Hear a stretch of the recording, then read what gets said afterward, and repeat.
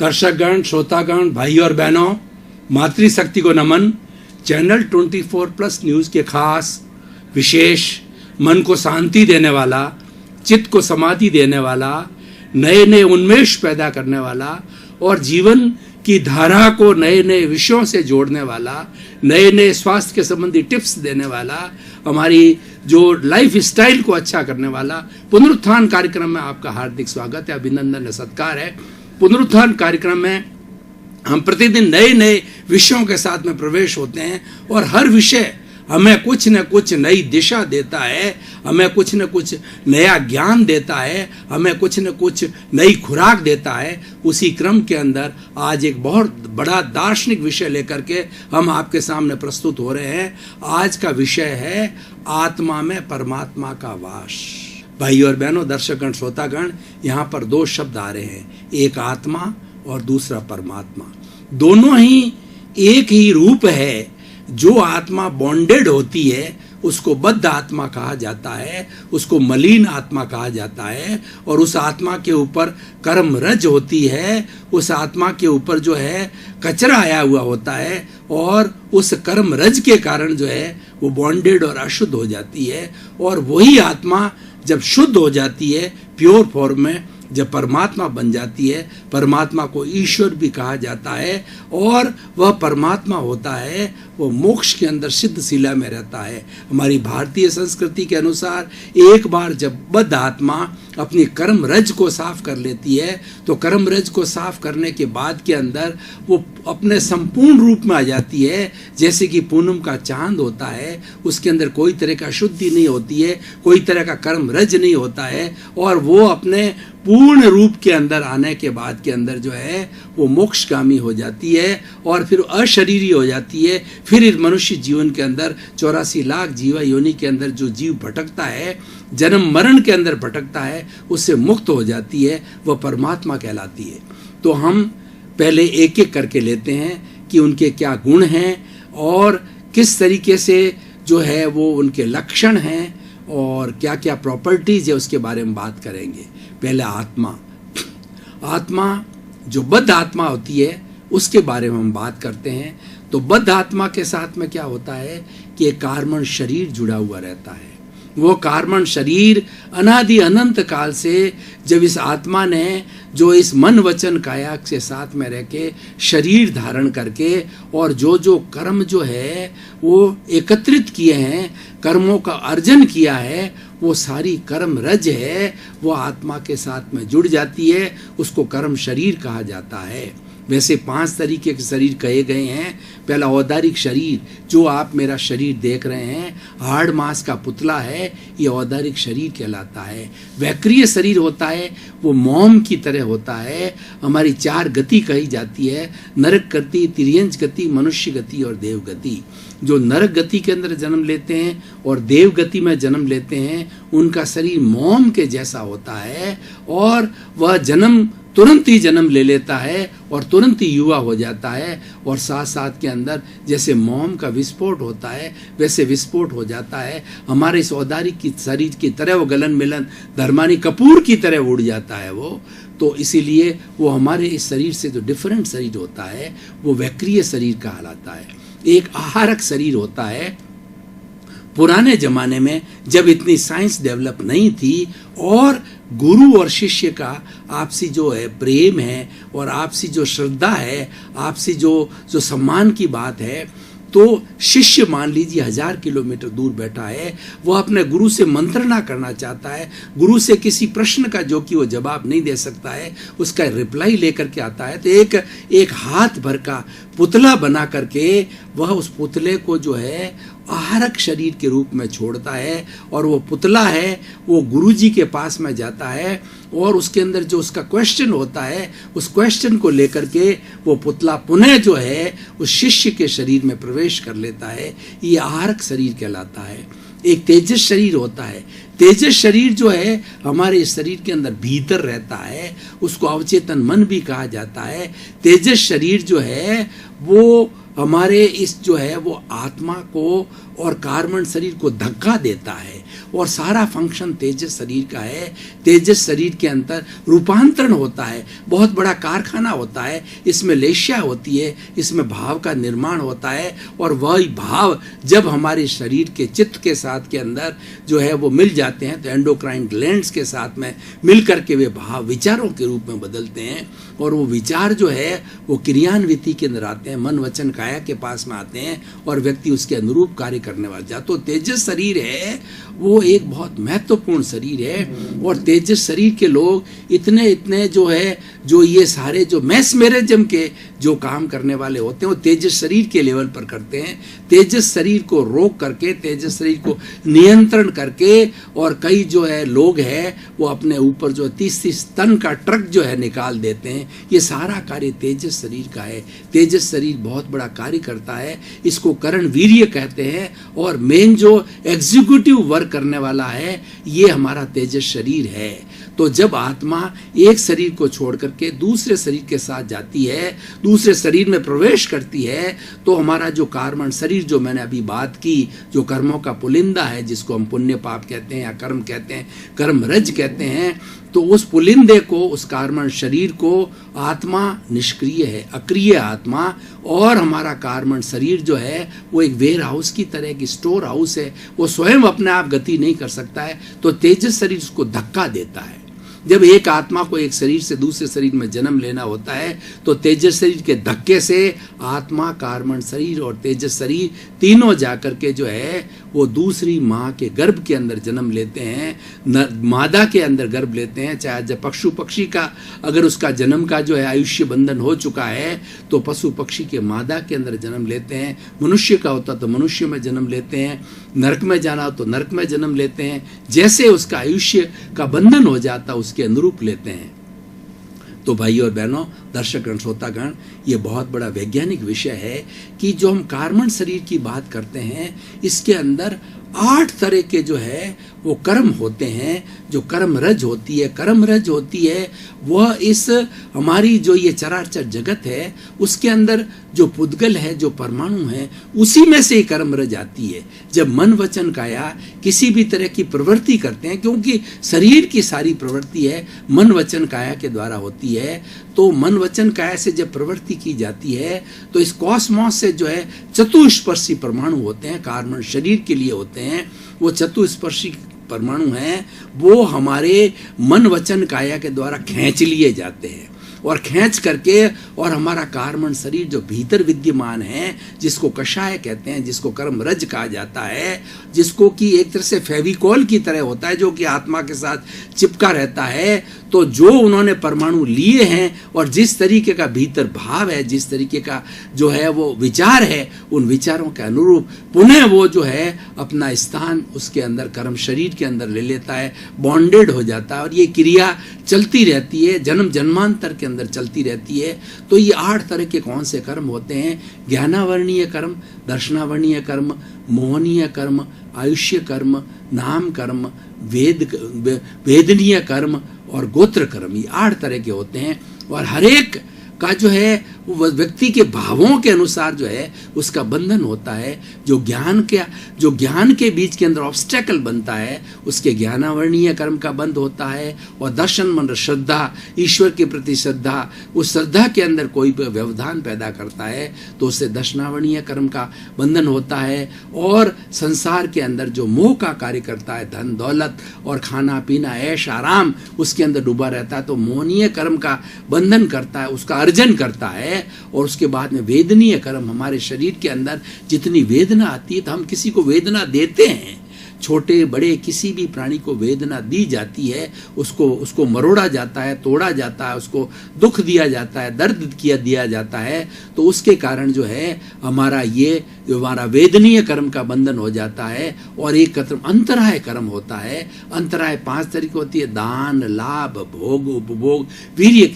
कोई व्यक्ति दान दे रहा है, हम उसके बीच के अंदर रोड़ा अटकाते हैं तो वो दानांतराय हो जाती है।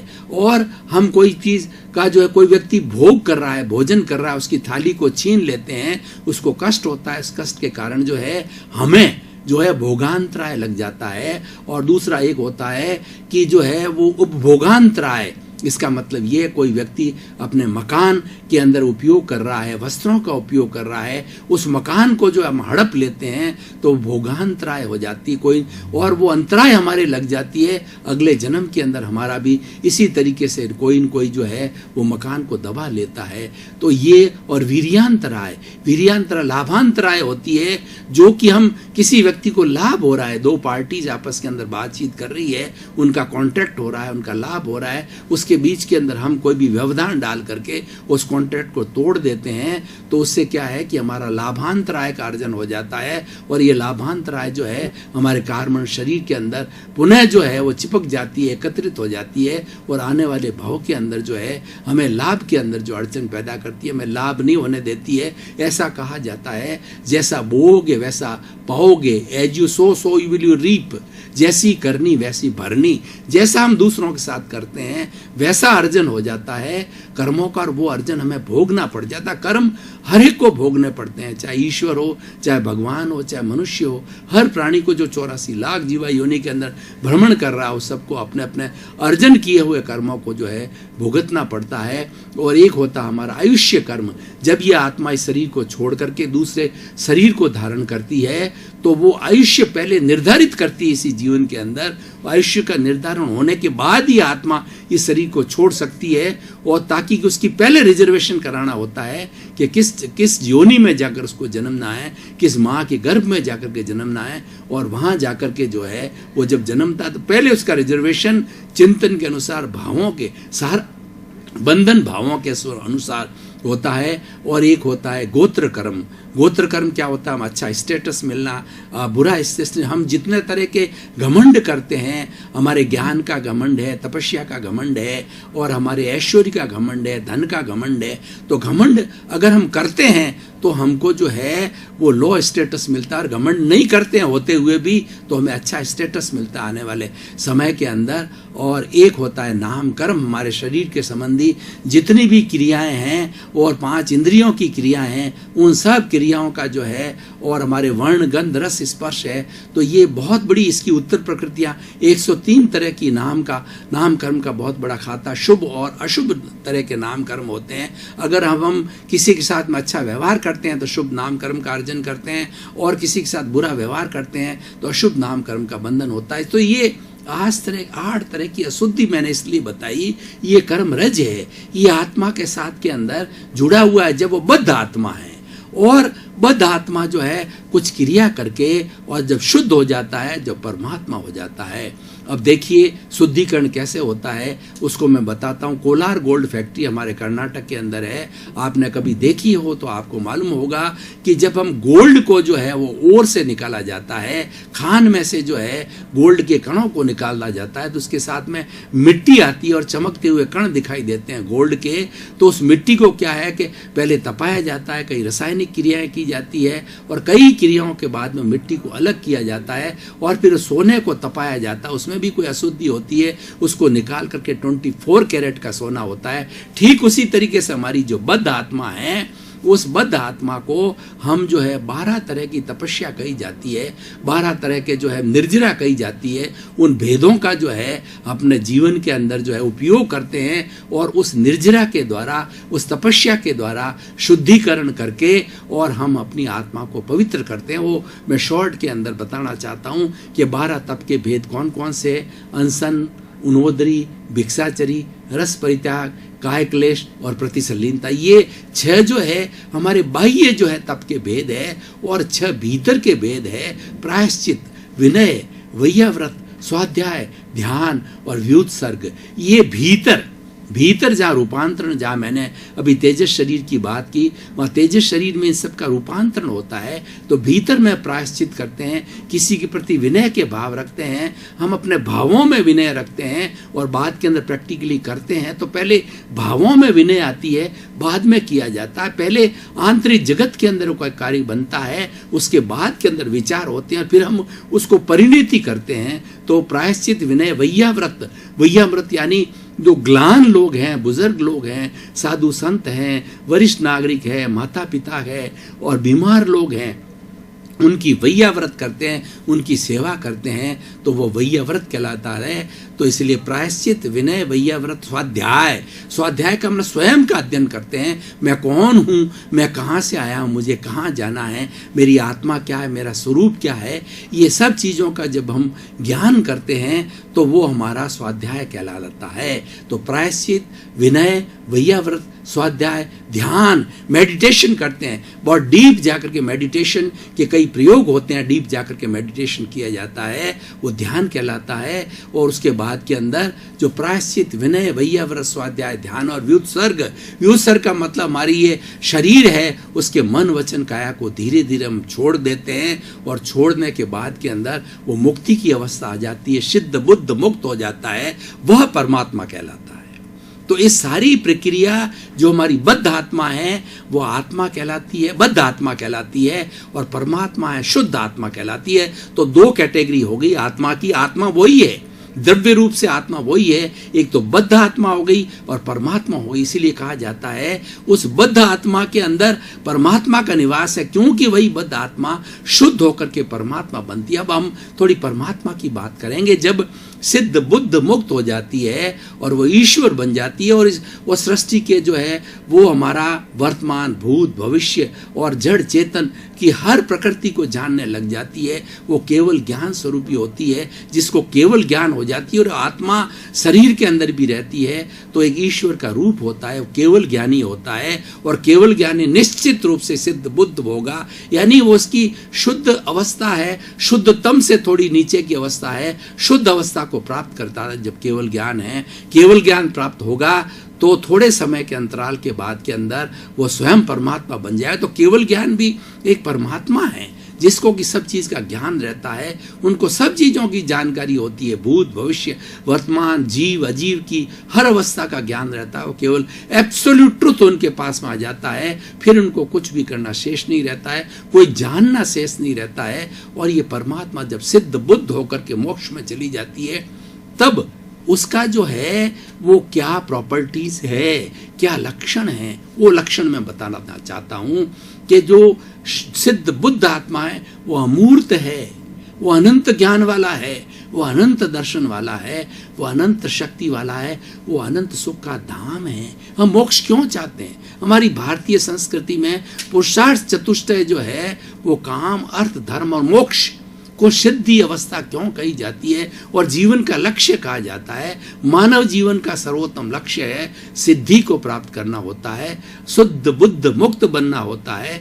वो अवस्था क्यों सुप्रीम कही जाती है? क्यों वहां पर वो हर समय में वहां पर आनंद ही आनंद होता है। हमारे तो इस जीवन में क्या होता है, कभी सुख आया, फिर सुख के जुड़ा हुआ हमारा दुख होता है, हर संयोग के साथ वियोग जुड़ा रहता है, यानी सुख और दुख का जोड़ा है, धूप छांव की तरह ये हमारे जीवन में आता रहता है। लेकिन जो सिद्ध बुद्ध मुक्त आत्मा है, परमात्मा है, उसके जो है वो कोई दुख होता ही नहीं है।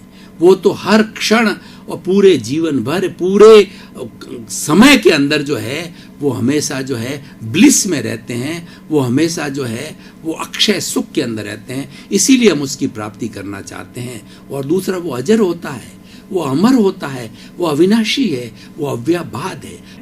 दर्शकगण, श्रोतागण, भाई और बहनों, आपका बहुत बहुत धन्यवाद। आपके प्रति कृतज्ञता। पुनरुत्थान कार्यक्रम आपकी वजह से प्रसिद्धि को प्राप्त हो रहा है, क्योंकि पुनरुत्थान कार्यक्रम की आप आत्मा हो, पुनरुत्थान कार्यक्रम आप रोज देखते हो, लोगों को प्रमोट करते हो, और हमें भी इससे प्रोत्साहन मिलता है। हम भी अपनी क्वालिटी को सुधारते हैं, अच्छे से अच्छे एपिसोड्स देने की कोशिश करते हैं। तो चैनल 24+ आपके प्रति कृतज्ञता ज्ञापित करता है। आपका जीवन आनंदमय हो, सुखमय हो, और आप प्रेम से अपने जीवन का जो यापन करें।